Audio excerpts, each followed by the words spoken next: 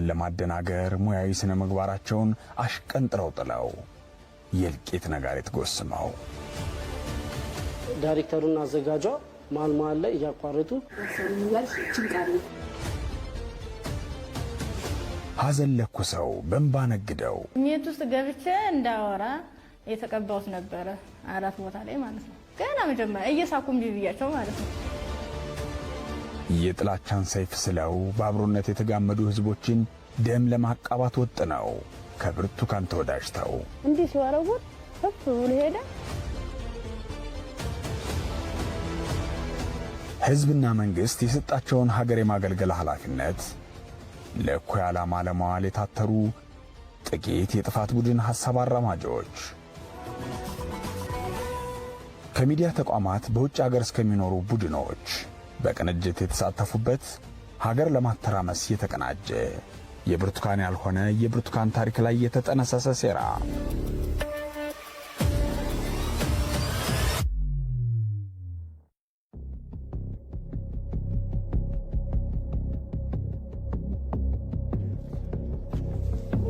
በሐሰት ተዘርቶ በሴራ ፖለቲካ ታጭዶ በጥላቻ ተፈጭቶ በእንባ ተቦክቶና የደም ማዕድ ሆኖ ከቀረበው ሐሰተኛ ፕሮግራም ከወራት አስቀድሞ በአዲስ አበባ አዲስ ከተማ ክፍለ ከተማ ወረዳ 14 የመንግሥት መዋቅር ውስጥ የመሸጉ ሴረኞች በኢቢኤስ ቴሌቪዥን ጣቢያ ውስጥ የጋዜጠኝነትን ጭንብል አጥልቀው የሴራ ፖለቲካ የሚጎነጉኑ በውጭ አገራት የራሳቸውን የተደላደለ ሕይወት የሚኖሩ የከሰሩ ፖለቲከኞች በራሳቸው የምቾት ሰገነት ተንፈላሰው ለሕዝቡ የጦርነት ነጋሪት እየጎሰሙ በአገር ቤት እልቂት ጠንሳሽ ግለሰቦችና ቡድኖችን ያቀፈ ለሴራ የተጠራራ ቡድን እርስ በርሳቸው በሚጋጩ ሐሰተኛ ትረካዎች በተደበቁና በተዘበራረቁ የፈጠራ ታሪኮች በሚካካዱ የሴራ ተዋናዮች ምግብ ያስፈልገኛል ምበላው መጠጣው የለም በተቀባቡ መረጃዎች ሕዝብን አደናግሮ የቁጣ እሳት ለኩሶ በሀገርና በዜጎች የሞት ድግስ ደግሶ የፖለቲካ ትርፍ ለማግኘት ከአዲስ አበባ እስከ ካናዳ ከአሜሪካ እስከ ሐዋሳ የተዘረጋ ውጥን የሴራ መረብ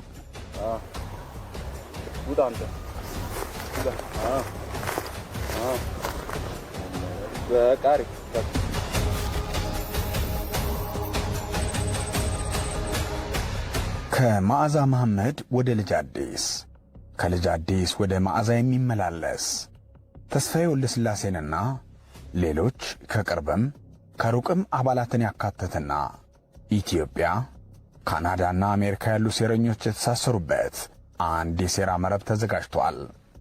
ልጅ አዲስ ቀደም ሲል የወረዳ 14 ሰራተኛ ነበር በአዲስ ከተማ ክፍለ ከተማ። በዚያም የወዳጅነት የሚመስል የሴራ መረብ ዘርግቷል።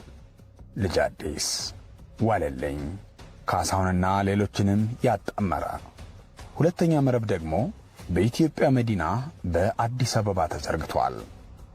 ማዕከል ላይ ደግሞ በኢቢኤስ የመሸጉ የሴራው ተሳታፊዎችና ሴራውን አካል ሰጥታ በቴሌቪዥን መስኮት የምትቀርበው ብርቱካን ተመስገናለች። የሴራው ሐሳብ ከተረቀቀ በኋላ ተቀረጸ። ሐሳቡ እውን መስሎ እንዲታይ ደግሞ ከዚህ ቀደም ተከሰተ ካሉት ያልተጨበጠ ታሪክ ስሜት ይኮረኮርላል ብለው ያሰቡትን መረጡ። ደምቢዶሎ ዩኒቨርሲቲ በኢቢኤስ ቴሌቪዥን የአዲስ ምዕራፍ ፕሮግራም ዳይሬክተሩ ታሪኩ ኃይሉ ደግሞ ተውኔቱን ጻፈው። ልጅ አዲስና ህሊናም ተዋናይ መልምለዋል። በጥፋት ቡድኑ አባላት የተመለመለችው የተረት ዓለሟ ተጠቂ ብርቱካን ተመስገን በሴራ ተቦክቶ የተጋገረውን ድርሰት ለመተወን እምነት ተጥሎባታል። እኔ እኮ እናት የለኝም። ለዚህ ደግሞ በአዲስ ከተማ ክፍለ ከተማ ወረዳ 14 ሰራተኛ የነበረው ልጅ አዲስ አጥናፉ እንዲሁም የወረዳው ሰራተኞች ዋለልኝ አለማየሁና ግብረ አበሮቹ በሕገወጥ መንገድ ለተረት ዓለሟ ብርቱካን መታወቂያ ቸሯት። አዲሱ ገበያ ለላክሽ ኤጀንሲ ያለኝ እሺ ካሳውና ያለ ብለሽ እንዳትይ። ስለዚህ ሂጂና ቀጥታ ዋና ዳይሬክተሩን ሄደሽ አናግረሽ የሕክምና ማስረጃ እንዲህ ስለተታመምኩኝ እና ጤና መድን ለወጣ ጤና መድን ደግሞ ያለ አይዲ አይቻልም ብለዋልኝ። ስለዚህ ባጋጠመኝ የጤና ችግር ምክንያት ጤና መድን ማውጣት ስላልቻልኩኝ ቀበሌ መታወቂያ አምጥ ስለተባልኩ እንደሱ እንድተባበሩ ፈልጌ ነው ብለሽ ዶክመንቶችሽንም የሕክምናም የትምህርት ቤቱን አስገቢ አለኝ። ቅደም ተከትሏን ይዤ ሄድኩ። ቀጥታ ለቀጣይ ላለው ለመታወቂያና ስርጭት ቡድን አለ ኦልሬዲ ደብዳቤውን ወደዛ ሽፍት አደረኩ። ካሰው ምንድነው ይሄ ፋይል የለችም ያለ ፋይል መታወቂያ መውሰድ ትችላለች ብዬ ጠየቁት። የሚመዘገብ ሰው ግዴታ ስለሆነ ማለት ነው። ከዛ እሷ ጥቃት እንትኑን ጉዳተኛ ነው ጥቃት ደርሰዋል ደምቢዶሎ ዩኒቨርሲቲ ላይ ተጨማሪ ታካሚ ናት የልብ ታካሚ ናት። ስለዚህ አገልግሎት ይውሰድና ሌላ ቀን ፋይል እንፈልጋለን። የጽህፈት ቤት ኃላፊ አቶ ካሳሁን ኃይሌ ያንን ነገር ኮንፊርም አድርጎ ያለውን ሁሉ ከበር አድርጎ ቀጥታ አንተ አሻራ ስጥና ሌላውን እኛ ጋር ያለውን እንጨርሳለን፣ ያለውን ሂደቱን አሰራሩን እዛ ጋር ያለውን የጎደለውን እንሞላለን ማለት ነው። አሻራ ሰጠው። አሻራም ከሰጠው በኋላ የተወሰነ ጊዜ ቆየ ረብራ። ከዛ በኋላ አሻራ ተቀበለ። ልጅቷ መታወቂያ ወሰደች።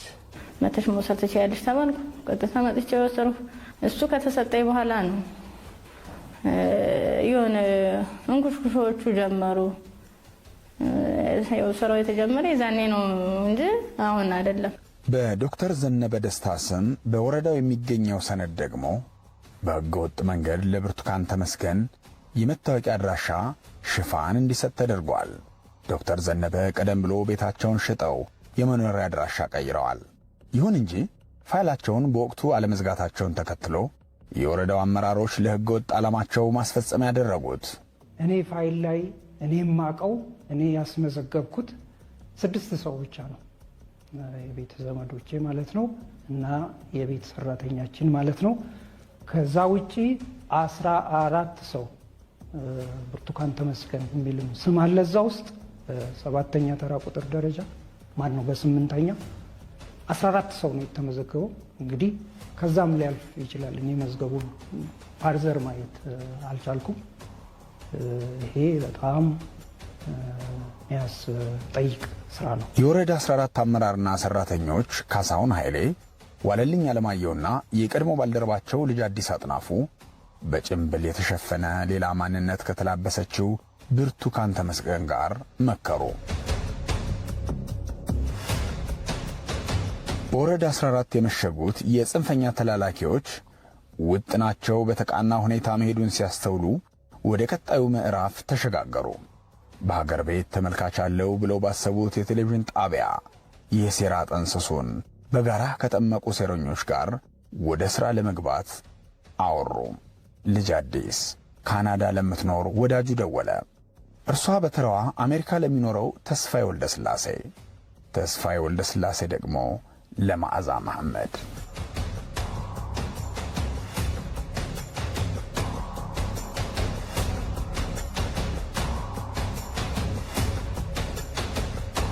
ፍሬህይወት ማናየ የምትባል ካናዳ የምትኖር አብራኝ የተማረች ልጅ በስልክ አገናኟት አገናኘኝ ብላ ታሪኳን ነገረቻት።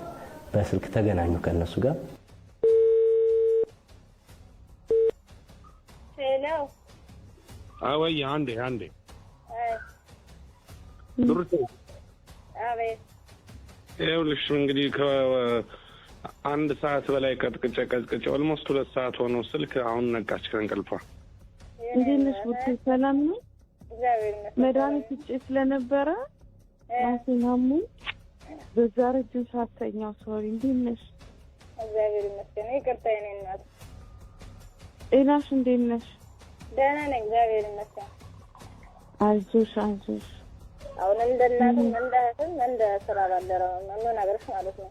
ልጅ አዲስን አግኝተሽው ነበር? ከዛ በኋላ አላገኘሁትም። ትናንትና ታዲያ ነበር ስልክ ተገናኝተን ከዚያ እዚያው ላይ ተቋረጠ። ሌላም ስልክ እያወራሁ ነበር። አሁን ከማን ጋር ነሽ? አሁን ከእቴ ጋር። እስኪ አገናኝኝ። እንዴት ነው? ማንነት? ሰላም መዓዛ እባላለሁ። እንዴት ነሽ? አለሽ አይደል? ብርቱካን የሰማሽ ነውና ይሄ ነገር ከወጣ ዩኒቨርሲቲ ተማሪዎች ጉዳይ ከተነሳ በጣም ትልቅ ጥያቄ ያስነሳል። እንኳን አይደለም አሁን እንደምትለው ከነገሩ ጋር ምንም ግንኙነት የሌላት ነገር ሆኖ የእውነት የተባለውም ነገር ትክክል ቢሆን የመንግስትን ፖለቲካ በጣም ነው የሚያበላሸው። ቀላል ነገር አይደለም። ወደ ጎን ከዛ ወደዚህ ከዛ ወደፊት ይጆ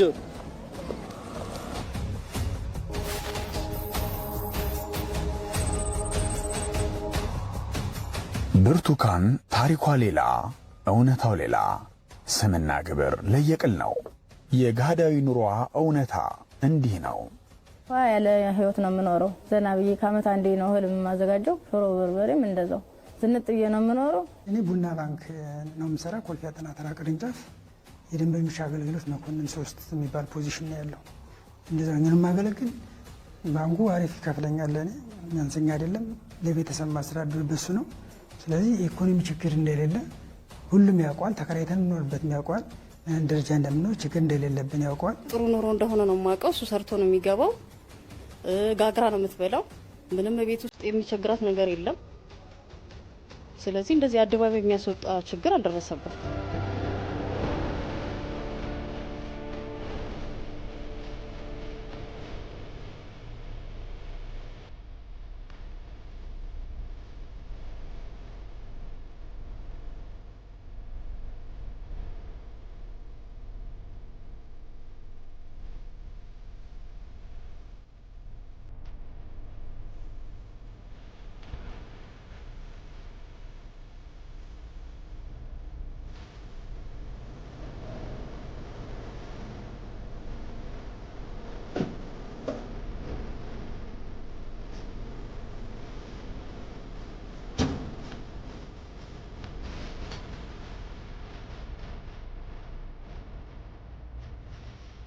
ታሪኩ ኃይሉ የፖለቲካዊ የሴራ ድራማው ዳይሬክተር ነው።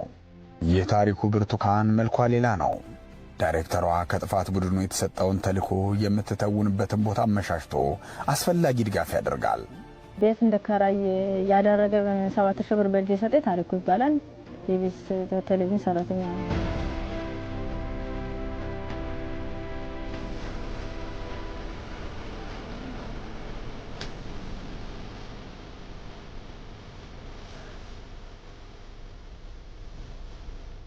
ከዚያም በአዲስ አበባ ከተማ ነፋሻማ ወደ ሆነው ፈረንሳይ ለጋሲዮን ሰፈር ጉራራ በተባለ ጫካ ውስጥ ወስደው ለዚሁ ሥራ ቀድሞ በተመረጠችው ተዋናይ አማካይነት የደንቢዶሎ ጫካ በማስመሰል ቀረጻ ያከናውናሉ።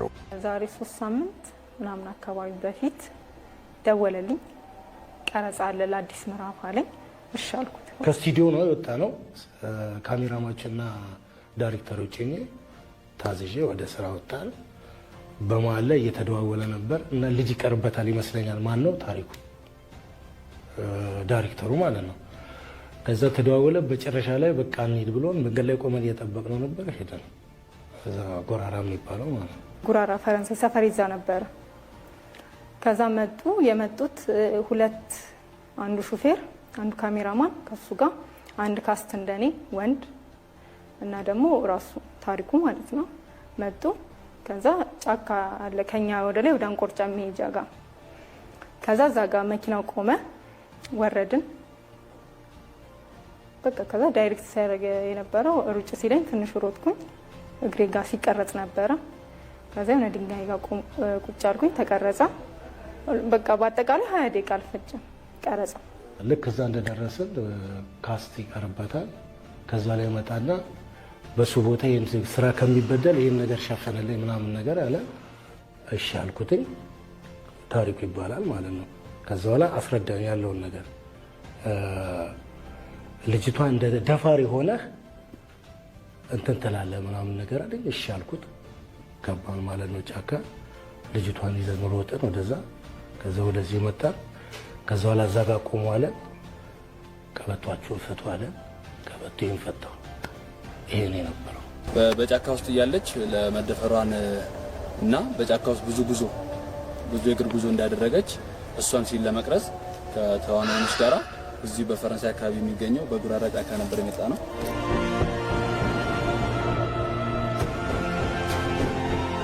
በወረዳ 14 የተጀመረው የብርቱካንን የመንታ መልክ ግንባታ ሥራ በኢቢኤስ የቴሌቪዥን ጣቢያም የተሰጠው ትኩረት ቀጥሏል።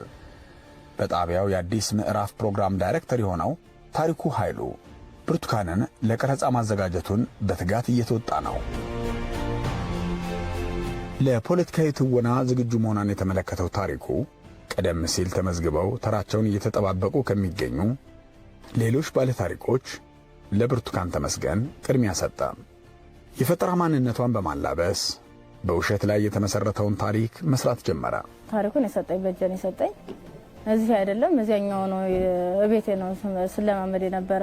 ባለቤትሽ እንዳይው ደብቂ እኔና አንቺ ብቻ ነን ሚስጥሩን መያዝ የምንችል ብሎ ቃል ገብቶልኝ ስለነበር አልጋ ውስጥ ነበር ያስቀመጥኩት የነበረ። ተከራይታ ትኑር አትኑር ማውቀው ነገር የለም። ሚስቴ ናት፣ ቤቱን አላውቅም። እዚህ ጋር ምላሽ የሚሹ ነጥቦችን እናንሳ። ስለሚከናወነው ቀረጻ የብርቱካን ባለቤት እንዳያውቅ የተደረገበት ምክንያት ምንድነው? ብርቱካን ቤቴ ነው ብላ ያሳየችውን የምትቀረጽበትን ቤት የተከራየው ማን ነው? ስለተቀረጸው የብርቱካን ታሪክ እውነተኛነት ጉዳይ እንኳን አለመግባባታቸው ስለምንድን ነው? 7,000 ብር እንደሰጠኝ ቤት መከራየቴን እንደ ማረጋገጫ ቀጥታ ኢቢኤስ ሄድኩኝ። ተከራይቻለሁ ብዬ ያንን 3,000 ብር መልሼ ይዤ ሄድኩኝ። ይዤ በሄድኩበት ሰዓት ተከራይቻለሁ ቤቱን አብረን እንሂድና እንየው ግቢውን አልኩኝ። አምጥቼ አዩት። ካዩት በኋላ ኢቢኤሱ ማለት ነው ታሪኩና ሌላም ሰራተኞች አሉ አብረው መጥተው አይተውት ግቢውን ቸክ አድርገው ሄዱ። በሌላኛ ቀኑ ነው ለቀረጻ የመጡ። የብርቱካን የፈጠራ ታሪክ እንዲሁ በድንገት ተገኝቶ እየተሰራ አልነበረም። ብርቱካን አዲስ ማንነት ተላብሳ ያልሆነችውን ሆና ያልኖረችበትን ሕይወት ያልደረሰችበትን ስፍራ እየጠቀሰች የተጻፈላትን ታሪክ ተረከች። ቆሰልሁ፣ ተተለተልሁ፣ ተጨቀጨቅሁ፣ ተራብሁ የሚሉና ሌሎች ተስፋ አስቆራጭ የፈጠራ መከራዎችን ባዞም በዋጅባ በመርዝ በተለወሱ ቃላት ከሽና ተወነች። የሕዝብ ስሜትን ኮርኩረው ቁጣና ቁጭት አቀጣጥለው ሰው ወገን ለይቶ እንዲጣላ በአብሮነት ለዘመናት የኖረውን ሕዝብ በማናከስ ለጊዜያዊ የርካሽ የፖለቲካ ትርፍ በኢትዮጵያ ምድር እልቂት እንዲቀጣጠልና በዚህም በሀገሪቷ እየታየ ያለውን ሰላም ለማደፍረስ በከፍተኛ ሁኔታ ጥረት አደረጉ።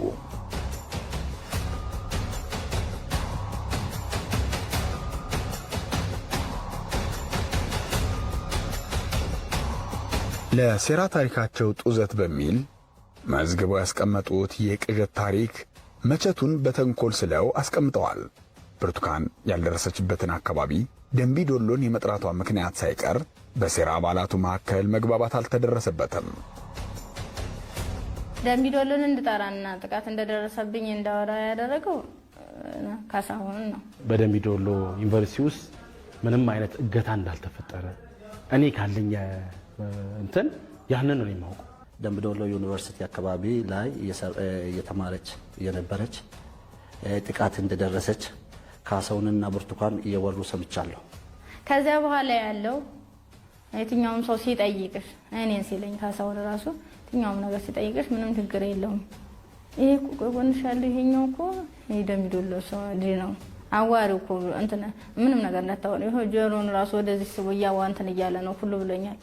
እሱ እንደውም የነቀይ ደውሹሽ ያለ ረጅም ነው እና 1 አመት ምናምን የሆነው ከመጣ ያ ማለት ወሳኝ ኩነት ከመስራት ከጀመረ 1 አመቱ ነው። እነሱ ስለ ጥቃት ነው የሚያወሩት። ስለ ጥቃት፣ ስለ ደንቢ ዶሎ ዩኒቨርሲቲ ካሳሁን ስለ ደንቢ ዶሎ ዩኒቨርሲቲ ያወራል። ተደፍራ ታግታ ደንቢ ዶሎ የሚለው በጣም ውሸት ነው። አታቆም። ደንቢ ዶሎ ቤት እንደሆነ ራሱ ዩኒቨርሲቲ ቤት እንደሆነም አታቆም። ስሙንም ላታቆም ትችላለች። የዛ ደገና ነበር። ታሪኩ ታሪከኛ ልጅ ነው። አዲስ ማንነት ጽፎ ለተመረጠችው የሴራ ፖለቲካ ተዋናይ ይስጣት እንጂ የሐሳቧ ምንጮች ርቀው በአውሮፓና አሜሪካ ከጀርባ መሽገዋል። የጥፋት ሐሳብ እየናጡ ቃላት እየመረጡ ፖለቲካቸውን እልቂት ላይ መትከል የሚሹ የሴራ ኃይሎች በኩይ ተግባራቸው ተፈናጠዋል። ብርቱካን ነግሬሻለሁ ከዚህ በፊት ይሄ ታሪክ የአንቺ ታሪክ ብቻ አይደለም፣ የከሌ ታሪክ ብቻ አይደለም፣ የአማራ ሕዝብ ታሪክ ነው። እያንዳንዱ ቀድማ የነገረችሽ እንደዚህ እንደሰራይ ታውቃለች። ኢቢኤስ ላይ ከቀረበች በኋላ ምንድን ነው ማታውቀው? እሺ ኢቢኤሶች መጥተው ቀርጸዋታል። እኔ በግልጽ ነው የምነግርሽ፣ እንደ እህት ነው የምነግርሽ። መደበቅ አለብሽ፣ መደበቅ አለባት። ይሄ ሚዲያ ላይ ከወጣ ሳይወጣ ነግሬያታለሁ። ሚዲያ ላይ ከወጣ መንግስት ይገልሻል ብያታለሁ። ይሄ የመንግስትን ትልቅ ፖለቲካ ነው የሚያበላሸው፣ ቀልድ አይደለም። ከኢትዮጵያ እስከ አሜሪካ የአሜሪካ መንግስት እኮ ያውቃል ይሄን ጉዳይ። ቀልድ መስሎሽ ነው? እግዚአብሔር ምስክሬ ነው። እኔ በልጄ ነው የምምለው። የአሜሪካ መንግስት ድረስ አሳውቀናል እኮ እኛ። ይቺ ልጅ በቃ እኮ እህታችን የራሳ የጋራ ታሪካችን ናት ብለን። ስሜ ብርቱካን ተመስገን እባላለሁ። ድራማ ነው ብለው ያሰሩኝ የምትለው ብርቱካን ተመስገን ድራማ ላይ ትክክለኛ ስሟን የጠቀሰችበት ምክንያቱ እውነተኛ ታሪኬ ነው ብላን የቀረጽናት የሚሉት ታሪኩ ኃይሉና ረዳቱ ህሊና ታረቀኝ ደግሞ ብርቱካን ታሪኳን ስትነግራቸው በየመሃሉ እያስቆሙ የምትነግራቸውን ታሪክ እየጠረቡ ቃላት እየቀየሩ ስሜት የሚቦረብሩ ጥላቻ የሚቆሰቁሱ ጭካኔን የሚያገኑ ቃላት እንድትጠቀም ማድረጋቸው ለምን ይሆን የሚል ጥያቄ ያስነሳል። የድርሰቱን ዓላማና ግብ የሚገልጥ የሴራ ሰንሰለት እንድንመረምርም ይገፋናል።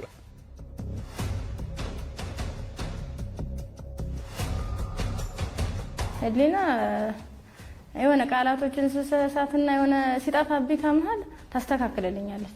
ህሊናና ታሪኩ ዳይሬክተሩና አዘጋጇ መሀል ላይ እያቋረጡ እሷ ካወራች በኋላ እንደዚህ በይ እያሉ ያወራት ነበር። እንዴት መሰለሽ አሁን ታሪክ ወደ አንቺ ስለሆነ ስለነሱ ትነግሪኛለሽ፣ ግን አንቺ ላይ የተደረገውን ነገር በደንብ ልትነግሪኝ ፈለግኩኝና አምስተኛ ላይ ነበርሽ።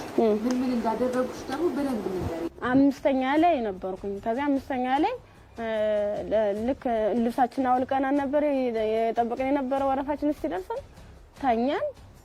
ቃሏ ራሷ ማለት ነው ያደረጉን ከሚል የተሻለ ደፍሬ ብለሽ ብትገልጪልኝ ጥሩ ለቲቪ ምን እንደነበር አሁን በቀዳም ተከተል ነገር ግን እንደዚህ አምስተኛ ላይ ተደፈረ ያልሽ ጭንቃሪ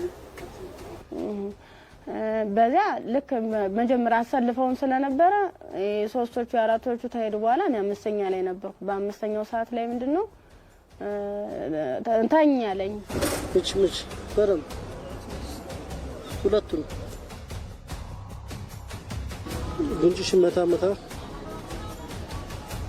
በቦታው ማስተዋል የነበረብኝ ነገሮች ያው እኔም እንደ ባለሙያ ከጀርባ ሆኜ እየጠየቅኳት ብዙም ማለት ማረጋገጫ የሚፈልጉ ሚስ ያደረግናቸው ምንድነው ማስረጃዎችን ሚስ ያደረግንበት እንትን እንዳለ ይገባኛል። ከዚህ ጋር ነው እንደው የመጠሱት እንዲህ ሲወረጉን ስለማይታያቸው ማለት ነው።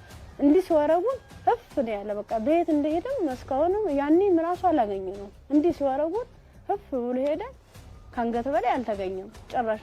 አዎ ቀጥታ ማለት ነው እንዲህ ሲወረጉን ማለት ነው። እንትኑ ጥቃቱ ደርሶባትኝ አንገቷ እፍ ያለበት ምክንያት የተቆረጠበት እሷ ናት የነገረችኝ ህሊና ማለት ነው። እንዲህ ሲመታ እንዲህ ሲወረወር ቀጥታ እፍ አለ። ግራ ቀኝ ሄድ አይታወቅም። እንዲህ ሲቆረጥ ሲመታ እፍ አለ የሚለውን እሷ ናት እንድል ያደረገች። ራሷን በግሏ በመንግስት ዩኒቨርሲቲ መደበችው ምናባዊቷ ብርቱካን ሲያሻት ሐረማያ ዩኒቨርሲቲን ሲያሻት ደግሞ ደምቢዶሎ ዩኒቨርሲቲን እየጠቀሰች ታወናብዳለች። እውነታው ግን በሐዋሳ ዩኒቨርሲቲ በግሏ ለመማር የሞከረች ናት። ይህንኑም ማጠናቀቅ አቅቷት ያልተቋጨ የዩኒቨርሲቲ የትምህርት ጅማሮ ነው ታሪኳ። በሴራ ቡድኑ ባለ ታሪክ ብርቱካን የሐሰት ታሪኳ ዙሪያ የተዘጋጀውን ፕሮግራም ለተመለከተ ይዘቱ አንኳር ለሚባሉ ጥያቄዎች እንኳን መልስ የማይሰጥ ወሳኝ መረጃዎችን የዘለለና ያደበሰበሰ ይልቁንም ድብቅ አጀንዳ እንደተሸከመ ጥርጣሬ ያጭራል። የዩኒቨርሲቲ ተማሪ ነበርሁ። እኔና የክፍል ጓደኞቼ በታጣቂዎች ታግተን ተደፍረናል። ታጣቂዎች በስለትና በብረት ማኅፀኔን ጨቅጭቀው ጭንቅላቴን ከፍተውታል፣ ፈቅፍቀውታል፣ ፊቴን በምላጭ ተልትለውታል። ወላጆቼን በልጅነቴን ያጣሁት የኔ የምለው ወገን የለኝም የምትል አንዲት ባለ ታሪክ ስትመጣ ግራ ቀኝ ሳይሉ ቀርጾ ለአየር ማብቃት ከጀርባ የተጠመደው ሴራ ምን ይሆን? እንኳን ደህና መጣሽ። ማሳያ የሚሆኑ ጥያቄዎችን ለአዘጋጆቹ እስኪናንሳ። ምንም አይነት ማስረጃ የለንም ደምቢዶሎ እንደተማረች። ደምቢዶሎ ዩኒቨርሲቲ ስለመሆኗ ለማጣራ ሙከራ ያደርጋለሁ። ምንም አይነት መረጃ አላገኘውም። ኮንፊውዥን ከመፍጠር አንጻር ግን ልክ ነው። ይሄ ቶታሊ ኃላፊነት የጎደለው ተግባር ነው። ምክንያቱም ቢያንስ የኛ ተማሪ መሆኗን ከኛ መረጃ መውሰድ ነበረባቸው። እንዲህ አይነት ተማሪ ከእናንተ እንደነበረች እንዲህ ብላለች እና ምንድን ነው የምትሉት? ምን አለ ማለት ነበረባቸው። ስለመደፈሯ ፖሊስ ማስረጃ አላጣራውም። ስለመደፈሯ ምንም የሐኪም ማስረጃ አላገኘም። ከተፈቀፈቀች ጠባሳ መኖር ነበረበት። እዚህ ጋር አናት ላይ ከተፈረከሰች የተሰፋ ነገር መኖር ነበረበት። ለመሆኑ የፖሊስና የጤና ምርመራ መዝገቧስ ምን ያሳያል? በታካሚዋ ላይ ምንም አይነት የጭንቅላት ጉዳትም ሆነ ጠባሳ የለባትም ሲል በሪፖርቱ ላይ በጉልህ ይታያል።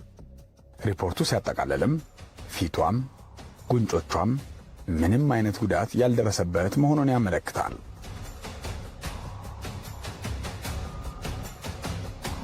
በብርቱካን ታሪክ ላይ ከተለመደው አሰራር ወጣ ያለብኝ ከዚህ በፊት አንድ ሴት ከተደፈረች ፖሊስ ጣቢያ ሄዳ ክስ ተጀምሮ አንዳንዴም ውሳኔ የተሰጠበት ታሪክ ይመጣል። የብርቱካን ተመስገን ግን ምንም አይነት የተጀመረ ክስ የለም። አንድ ባለ ታሪክ ጉዳት ደረሰብኝ ካለ ጉዳት የደረሰበት ቦታ ለምሳሌ ዓይን፣ ጆሮ፣ ራስ፣ የቁስል ለምጥ ካለ በካሜራ ተለይቶ ይቀረጻል። የብርቱካን ተመስገን ግን ጭንቅላቴን በቢላዋ ፈቅፍቀውኛል ትላለች። ጭንቅላቷ ግን አልተቀረጸም። ምንም ምስል የለም። ፊቴን ይሄንን እንትን በቢላዋ በምላጭ ነገር ተለተሉኝ ምናምን የምትለውን የሆነ ግንባሯ ላይ የሆነች ምልክት ነበረቻትና በቃ ከሷ ጋር ነው ሊንክ ያደረኩት። የሆነ ፊቷን ዞር ብዬ ሳይ የሆነ እዚህ ጋር ግንባሯ ጋር የሆነ ምልክት አለና ምናልባት እሱን ለመግለጽ ፈልጋ ነው ብዬ ነው ያሰብኩት። እዚህ ለሁለት ተሰንጥቆ ነው ለሁለት ተከፍሎ ነው የተባለው ማለት ነው። ይሄው ኖርማል ነው፣ ምንም ነገር የለም። ገባ በቢላም የተፈቅፍቅ ያለ የተባለው ይሄው ፊቴም ኖርማል ነው።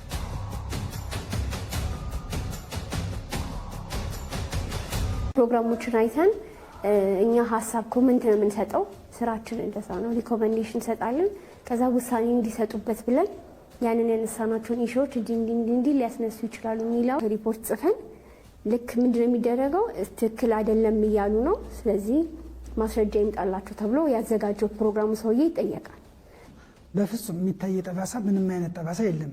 ምክንያቱም ሚስቴ ናት፣ አብረን ነው የምንኖረው። አብረን 2014 ተጋባን፣ አሁን 2017 ነው። ኦልሞስት 3 ዓመት ሆኖናል። ከ3 ዓመት በላይ ሆኖናል። እንግዲህ ፊልሙ የተሰራ መች ነው እንግዲህ መች ሆነ አይታወቅም። ከኔ ጋር እየኖረች እንዴት አይነት ፊልም ነው የሚሰራ? እንዴት አይነት ተደፈረች ነው የሚሰራ? እንዴት አይነት ለ6 ተደፈረች ታገተች ነው? ይህ በጣም ግራ ነው የሚያጋባ። ምክንያቱም ሚስቴ ናት፣ አብረን ነው የምንኖረው። ይህን ሁሉ ሕጸጽ፣ ይህን ሁሉ ክፍተት የተሸከመው በሐሰተኛ ታሪክ ላይ የተመሠረተው የፖለቲካ ስካር የታየበት ዝግጅት በዳይሬክቲንግ በካሜራ ጥበብና በእንባ ተከሽኖ መጋቢት 14 ቀን 2017 ዓ.ም በቴሌቪዥን ተሰራጨ። ለዚያውም የድርጅቱ የሕግ ክፍል አይቶ መተላለፉን እንደማይደግፈው ገልጾ ቁስል ምናምን ሲሆን ያው ይታያል አይደለ? ጠባሳው ይወጣል ምናምን። እሱ ነገር ስላልነበረ እኛ የምናየው ነገር ስላልሆነ እውነተኛ እና ትክክለኛ ሀሳብ አልመሰለንም። ከዛ በወቅቱ እሱን ሀሳብ ተናግረናል። የሚዘገንን ከመሆኑ ብዛት የተነሳ ጭራሽ እንደውም ፊልም ነው እንዴ አክቲንግ ነው እንዴ የሚያስብል ሁላ ሰው ልጅ ለምን በዚህ ልክ ሊሆን ይችላል? በቃ ስጠይቅ ነበር። እንዴት? ለምን? ወይ ምን? ለምን? ምን ተፈልጎ? እስካሁን ያልተመለሰልኝ ጥያቄ ነው ለራሴ። ምን ማለት ነው ይሄ? ምንስ ይፈጥራል? ኮሚኒቲ መካከል ነገ ምንድን ነው የሚፈጠረው? በዚህ በተነሳ ግጭት ቢፈጠር ምንድን ነው የሚዲያ የሚጠቀሙ? የሚዲያ ሚናስ ይሄ ነው ወይ መሆን ያለበት? ይሄ በጣም አስደንጋጭ አስጠሊታ የምልበት ምክንያት የሰው ልጅ በዚህ ልክ አንድን ጥቅም ለማግኘት በዛ ርቀት ብዙ ሰዎችን በዛው እየጎዳ ዋጋ እያስከፈለ ሄዷል የሚለው ነገር ተረድቼበታል።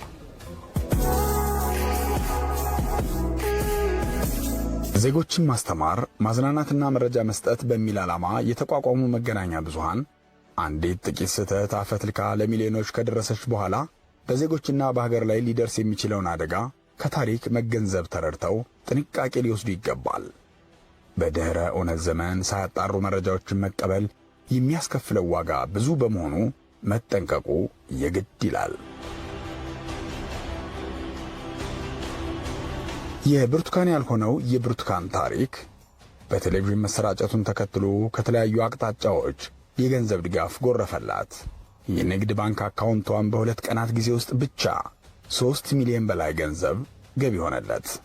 በሌላ በኩል ደግሞ የማህበራዊ ሚዲያ ገጾችን ትኩረት እንዲስብና ነውጥ እንዲጎትት ታስቦ ጉዳዩን ማራገብ ተጀመረ። ከሴራው ጋር የተነካኩና የቴሌቪዥን ፕሮግራሙን መተላለፍ በጉጉት ሲጠብቁ የነበሩ የጥፋት ቡድኑ አባላት፣ የፖለቲካ ውንብድናው ባለቤት የሆኑ ሴረኞች፣ የኢትዮጵያ ታሪካዊ ጠላቶች፣ የማህበራዊ ሚዲያው ተዋናዮች ብዙዎቹ ዝግጅቱ በተላለፈበት ቅጽበት ያራግቡት ጀመር። ባይሳካላቸውም አመጽ እንዲነሳ ህዝቡም ተቆጥቶ አደባባይ እንዲወጣ ጎተጎቱ። ሚዲያ ላይ ተለቆ ሳየው አረ ብርቱካን የምትባለው እንደዚህ አየኋት፣ እሷ ነች አይደለችም ነው ያለኝ። አዎ ነች ነግሬ ነበር እንድትታገዝ ነግሬ የነበረችው ግለሰብ እሷ ነች። በስልክ ነው እሱን ያወራነው።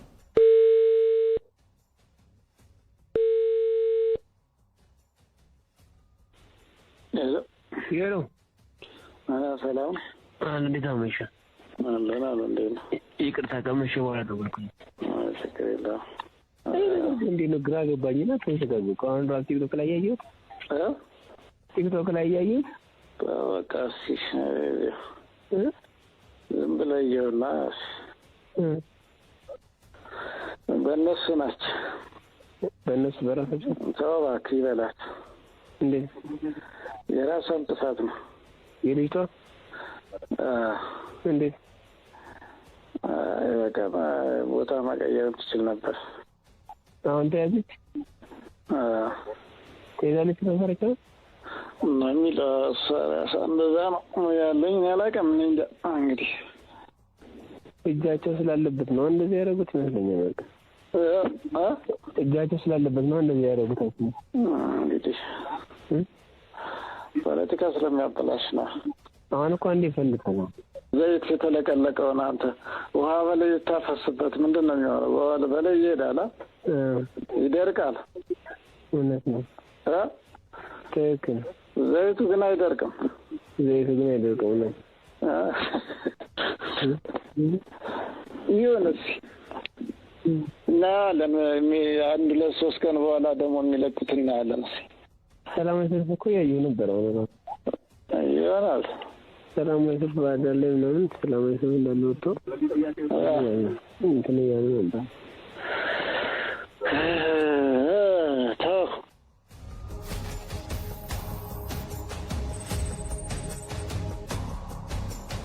አሁን የሴራው ሰንሰለት ከሽፏል።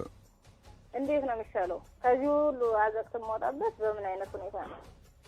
አሁን እኮ በዚህ በታምር አሁን እኔ እንደ እናት ስላየሁት ስትጨነቂ ጭንቀቴን ሁሉን አጋሬ ስለሆንሽ ነው ይህንን ምስጢሩን የምንል እውነታውን ማለት ነው።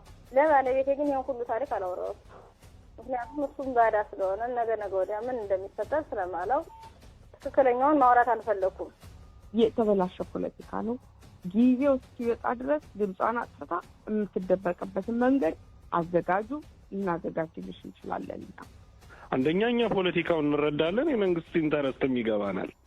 ልጅቱን ማዳን የፈለግነው ልክ ተነጋገርና አዲስ አበባ ያሉ ልጆች የሚያወሯት ነበሩ። ዶርም ትቀይር ተባለ። ስጋት ይኖራል ብለን ስላሰብን ለሷም ቀጣይ ጥቃት ይደርስበታል ሚስጥር ስለምታወጣ ማን እንደሆነ ጥቃት ይደርስባታል ከማለት ሐሳቤ ነው ኖርማሊ እንትን ያልነው ማለት ነው። ያልፈለኩት ምንድነው ያልኩሽ ብርቱካን፣ እፊቷ ነው የምነግርሽ። ስልክሽን አጥፊ። ገና ይሄ ነገር የወጣ ደቂቃ ላይ እኔ ልደብቅሽ አላልኩሽም? ወደ ደብረ ብርሃን ልላክሽ፣ ምንም ነገር አያስፈልግሽም። ያለሽበት ገንዘብ አላክልልሽም። ተልኮላታል ገንዘብ ብዙ ብር አይደለም 5000 ብር ሰው አመጥቶ እንዲያቀብላት ከዛ በኋላ 5000 ብር ሰው መጥቶ አቀብሏታል። ተስፋዬ ወልደ ስላሴ የሚባል አማራ ብዙሃን መገናኛ ድርጅት አብረን ስንሰራ የማውቀው ከ10 ዓመት በፊት ማለት ነው። አሜሪካን ሀገር የሚኖር የቀድሞ ባልደረባ ያለ እሱ ደውሎልኝ የተወሰነ ፍራንክ ልላክልህና እሱ እንድታደርስልኝ ፈልጌ ነበረ አለኝ። ከኔ አካውንት ስሙን አላስታውሰውም። ተስፋዬን ያውቀዋለሁ። አካውንት ላከልኝ። በቴሌብር ልኬለታለሁ ብዬ ላኩለት። ገንዘብ ላከልኝ። ገንዘብ ተላከልኝ። ትንሽ ቆይቶ ደወለና ደረሰህ ወይ አለኝ። አዎ ደርሶኛል አልኩት። እሺ የምትገኝበትን ስልክ ላክልህ፣ ደውልና ያለችበት አቀብላት አለኝ። ስልክ ላከልኝ። የተላከውን 5000 ብር አወጣው፣ ደወልኩላት። ያለችበት አካባቢ የጤና ቢሮ መስመር ላይ ነበረችና እዛ አካባቢ ደውዬላት ገንዘቡን አቀበልኩ። በብርቱካን የውሸት ታሪክ ላይ ከሚሽከረከረውና ወደፊትም ወደ ኋላም ብዙ የሚተረተር ሴራ ያለበት ታሪክ ነገም ሌላ ሊገለጥ የሚችል እውነት ሊኖር ይችላል። የሴራ ቡድኖቹ ደግሞ ነገም በሌላ ገጽ ታሪክና ታክቲክ ቀይረው ሲመጡና የትርምስ ማዕድ ሲያቀርቡ ኢትዮጵያውያን የጥፋት ደባ የሚሸከም ትከሻን መንፈግ ይኖርባቸዋል። አንድ ቀን ስንቅ ይሆነናል ብለው ከቀበሩት ያልተጨበጠ ታሪክ እየመዘዙም ሐዘን ሊግቱት አይገባም። ይሄ ሁሉ ሂደት ለአንድ ለሆነ ለራስ ጊዜያዊ ጥቅም በዚህ ልክ ርቀት እንደሚካሄድ እኔም አልገመትኩም። ጊዜያዊ ያልኩበት ምክንያት ለምንድን ነው? ውሸት ነው። እውነት ደግሞ እያደር ይወጣል። እውነት ነው ቆሞ የሚገኘው። በውሸት የትም አይደረስም። ሩቅ ሊኬድ ይችላል፣ ማለቂያው ግን በጣም አጭር ነው። የማገኛቸው የምታዋወቃቸው ሰዎች መጠራጠር ሁላ እስክጠራጠር ድረስ ሁላ የመሰማት ስሜት አለ። እውነትና ንጋት እያደር ይጠራል እንዲሉ የጥፋት ቡድኑ እኩይ ተግባር ገሃድ ወጥቷል። ሐሳብ ሜዳው ላይ ታግሎ ለሀገር ጠብ የሚል ሐሳብ ማፍለቅ የተሳነው የከሰረ የፖለቲካ ቁማርተኛ ቡድን አለኝ የሚለውን የዘረኝነት የመከፋፈልና የጸረ እኩልነት ትርክት በተገኘው አጋጣሚ ሁሉ በማህበራዊ ሚዲያው እየረጨ ያለመታከት የክፋት ሴራውን ሸርቧል።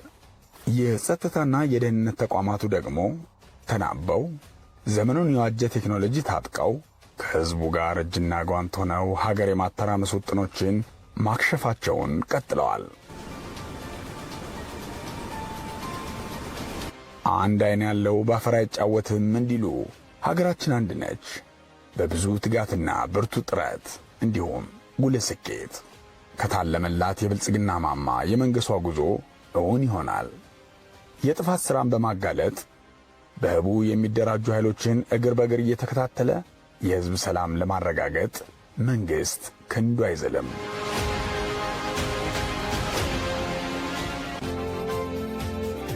ጠላ ሻጭ ልጅ እየተባሉ ያደጉት የዛሬው የኤርትራ ፕሬዝዳንት ኢሳያስ አፈወርቂ ወዳፎም በአንድ ወቅት ጀግናው አርበኛ አሉላ አባ ነጋን ሲተች የሰሙትን የራሳቸውን ትልቅ የጦር መኮንን አፍህን ዝጋ ብለው ተቆጥተውታል።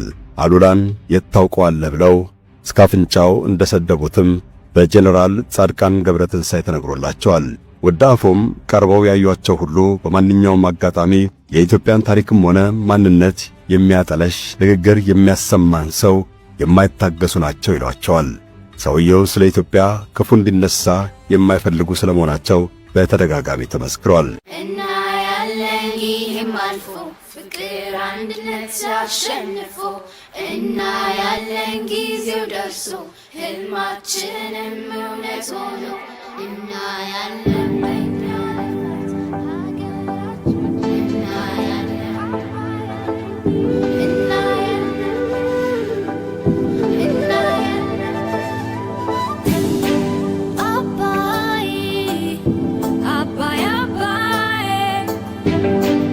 የኢትዮጵያ ተስፋ መቼውን ትንሣኤዋ አባይ አባይ አባይ ብዬ ብጠይቀው ደርሷል አለኝ ጊዜዋ እና ያለ እንዲህም አልፎ ፍቅር አንድነት አሸንፎ እና ያለን ጊዜው ደርሶ ህልማችንም እውነት ሆኖ እና ያለን በእኛ ልፋት ሀገራችን ወርቅ ለብሳ እና ያለን ድል ስንነሳ ታሪክ ሰርተን የማይረሳ የጠዋቷ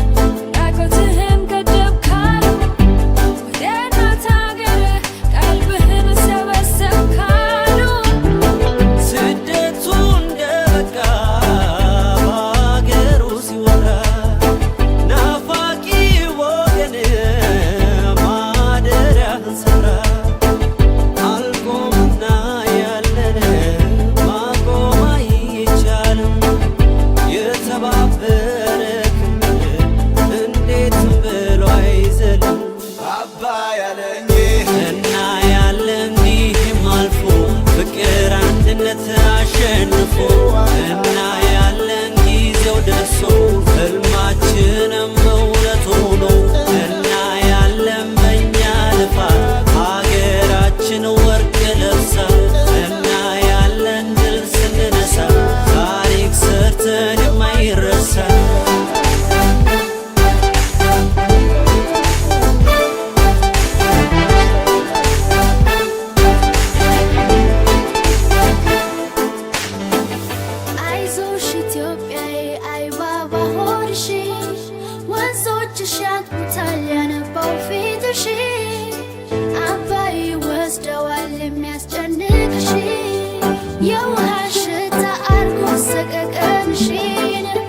ተራራሽ ሞላል እንዳባይ ግድብ እንኳን ለሚወዱሽ ለጠላት ይተርፋል ፍቅርሽ እንደ ምግብ ትወጪዋለሽ የዛሬን አቀበት ከፍት ያለሽ በልጆችሽ ጉልበት አይኖቹ ወዳጅ ይመለከታሉ እየተደነቁ ሙሽራነሽ ይላሉ አባይ ሰጠልቅሽ በብርሃን ሙላት ዙሪያሽ ሁሉ ያበራል ልክ እንደ ጧፍ እሳት ልጆችሽ አልሆነው የተማመኑለት ጠላቶችሽ ከስመው የረገፉለት ዳግም ታምኛለሽ ያንቺ ያለ መሰረት ድጋሚ ስትሰሪ ሁላችን ጥረት